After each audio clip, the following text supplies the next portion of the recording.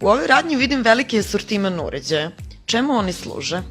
Dobar dan, dragi gledalci, dobro nam došli. Mi se nalazimo u radnji Aquafor, filtr za pročišćavanje vode. Sve što vidite ovdje, to su filtre za pročišćavanje vode. Ovdje imate i bokali, jako veliki izbor bokala. Onda imate složene filtre, na primjer ove koji idu u ugradni sistem. Imate priključke na slavinu, priključke ispod suda peru ugradne filtre. Imamo filtre složene, na primjer koje otklanjaju bakterije i viruse, to su vam UV lampe. Imamo fontane za školu, za djecu, imamo dispenzer za kancelarije i na kraju imamo filtre koji služe za vrhunsko pročišćavanje na bazi reverzne osmoze. Zašto treba pročišćavati vodu? Pa vodu zaista treba još malo prečistiti zbog nekoliko razloga. Najprije u gradskom vodovodu ima dosta hlora. Hlor služi za uništavanje bakterija i veoma efikasan u tom. Međutim, hlor po zadnjim istraživanjem nije baš najbolje pozdravlja.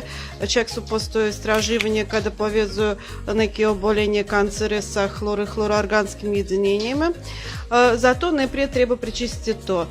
Druga stvar, neophodno otkloniti rđu, metale koji skuplja se iz vodovodnih cevi. Evo, izvolite, možete vidjeti filtr koji je bilo korišćenju.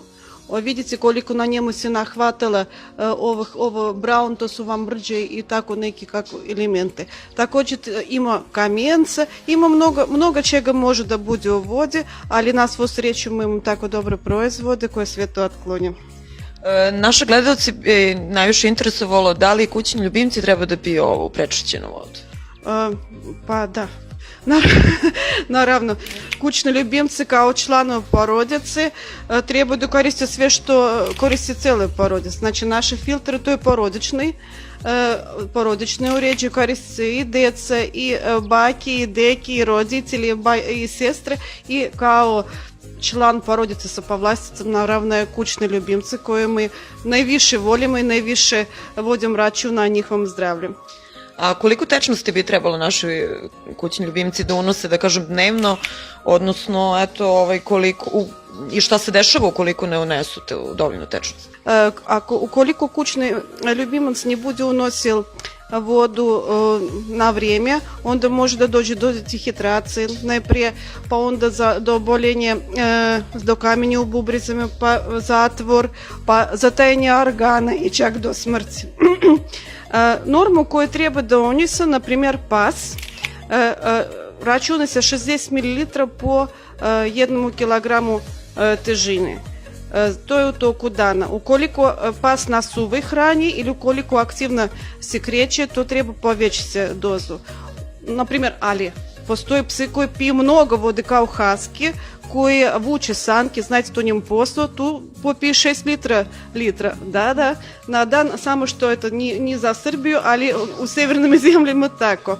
Štenje treba da unese pola čaše na svake 2 sata i ukoliko odbija vodu, onda znači nema nešto nije u redu, već zdravstvene probleme. Tako da treba da dovoljno unositi vode i mi smo kao odgovorni za naše životinje moramo da vodimo računa na tom. Znači da ponovimo, 60 ml na 1 kg tjelesne težine, znači psu od 20 kg treba da unese dnevno 1,2 litra čiste vode. Da li životinje osete razliku između filtrirane i nefiltrirane vode, odnosno one iz vodovoda? Kako da ne?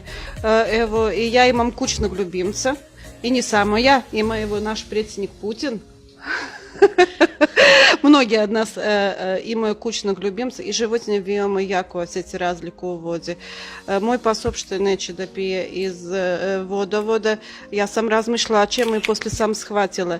Jer njihova čula mirisa 10.000 puta jače nego našu ljudsku. I kad mi otvorim slavinu i osjetim, ako mi osjetim hlor, kamoli to životinje, tak životinjem dosta to problematično.